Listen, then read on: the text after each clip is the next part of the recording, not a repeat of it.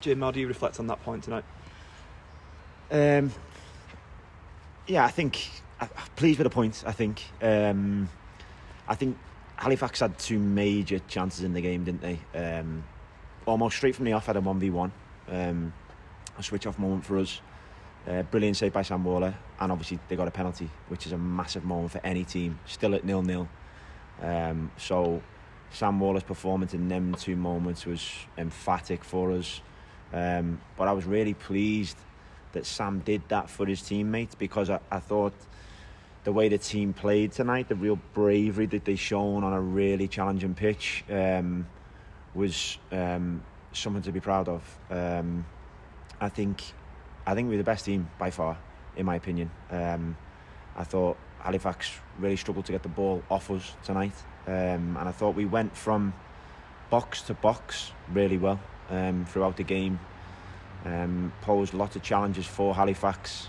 They played a more guarded way than we did. We took a lot more risk with the ball, and that was rewarded by getting, as I say, from box to box really well. I think, unfortunately, on the night we weren't able to convert our moments around the box to any goals. We had one cleared off the line late on, and I know the guys had shots blocked and whatnot. There was a lot more territory for us, a lot more penalty box entries, a lot more final third entries for ourselves tonight than there was for Halifax. So it's a shame on that front that we weren't able to score. And I think in this moment, this last 2-week period, that's been consistent for us. Unfortunately, we've not been able to convert good performances into as many goals as possible to win games. But I think I have to, as the head coach, look between the lines at the moment and recognise the quality of the general play of each performance, and know that I see these guys day in, day out in training. I see how hard they work, and one of the hardest things in football to do is put the ball in the net, and scoring goals is cyclical in football. It always has been for football teams, and there are pockets of periods whereby you suddenly find it hard to convert opportunities, but I have to make sure I'm not as reactive as some may be in those moments, and make sure that I'm analysing performances properly. And I think tonight was a really good performance where we didn't put the ball in the net, and we had two big saves from our goalkeeper, which got us at least a deserved point, in my opinion, at least a deserved point. And it was in front of an absolutely amazing away set of fans tonight, which, you know, made my heart pound in my chest. I loved it, and I really, really want them to be with us on Barnet on Saturday against Barnet, because I'm so excited to face the table toppers who were unbeaten in 18 games. We took them right to the wire down there away. Thought we were really good on the day, and I really want our fans with us at home on Saturday. I know you just mentioned like the cyclical nature of sort of taking chances. Do you feel like that's going to click soon, and those chances that we're creating in the final third entries will turn into goals? As I said in the first answer there, Greg, I see this group of players day in, day out. I see how hard they work. I see them put these moments away in training. I see the back of the net getting hit in training. And yeah, I do think teams do go through cycles of maybe just not converting, and 3-4 games, 14 days, whatever it kind of is, it can feel longer than it is. I have to zoom out as the head coach and keep reminding them how much I believe in them. I really believe in this group. I really believe in this group. What I see them doing on the training ground reinforces that belief. There's moments at the moment where I'm desperate for them to be rewarded, when things are getting cleared off the line and balls are going across the face. We're talking millimetres that turn really good performances into like stadium rocking results.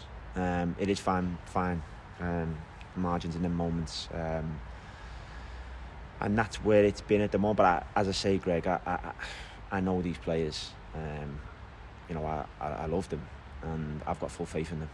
I know you mentioned the two saves from Sam Waller. How pleased have you been with him, and given that obviously a few weeks ago he signed until the end of the season as well? Very pleased, Greg, very pleased. He played with real big personality, and tonight was another game whereby territorially, possession, We dominated a lot of the game. We controlled a lot of the game in a you know, another team, a playoff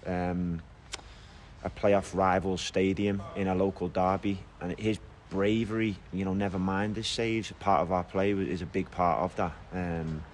But I have to acknowledge tonight, like, his personality out of possession in those two big moments. I thought, another clean sheet for the team, another clean sheet. I think, the general amount of goals this team, our team, is letting in is very, very good. It's amongst the best. And Sam, like all of his team, because I think we're a real team-based defensive unit, are contributing massively to that. So him and them deserve acknowledgement for that aspect of the game. It's nice to welcome Eddie Barrow back into the squad after his recent injury tonight, and also what's the latest on Burge after he took a bit of a knock last Tuesday, didn't he? Yeah, delighted to welcome AD back. He was really getting into a good flow after waiting patiently in the back end of the squad in the first part of the season. He was getting into a good flow before he picked up his injury.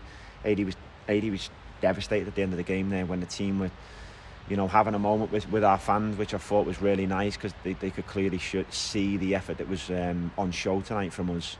AD was devastated in amongst it. I grabbed him and spoke to him because his back heel had got blocked off the line late on.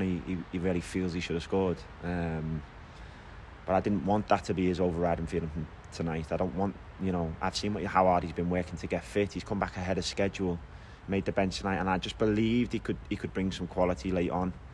I was really happy to get him back out there. With Jake, Jake's fine. Jake's fully fit, and he's raring to go like the rest of the lads. But we have a quality squad, and yeah, on different days, different guys will be starting, making the bench or not. Just finally, you talked about wanting the fans with us on Saturday. How much of a difference can they make with the league leaders coming to town? I think you felt it tonight. I heard them singing, we're taking over your town again, and the football chants that go on in away stadiums and whatnot, and the effect these things have on the team. I'm not lying when I said, there's moments there where my heart's beating in my chest because it feels proper, and I'm really proud of their performance. I really am. I think we all go through different feelings about periods and whatnot, and I think fan collectiveness with us is one of the biggest aspects for success. And I can't lie when I say I want them with us. I want the Sandy rocking on Saturday to give us the best chance against a team that's unbeaten in 18, is scoring for fun, that absolutely battered York City last night. I watched that game ahead of playing them on Saturday. They were unbelievable on the night, Barney. If I'm being honest, we could have been 7-0 before York even scored the late consolation. They really, really could. They're playing like a monster of an outfit, but we were also very good against them down there, and we really threatened their goal right to the dying embers. But to generate that sort of performance again, we'll need that support from our fans, and hopefully the Sandy Lane is singing from the off like the away stand was tonight.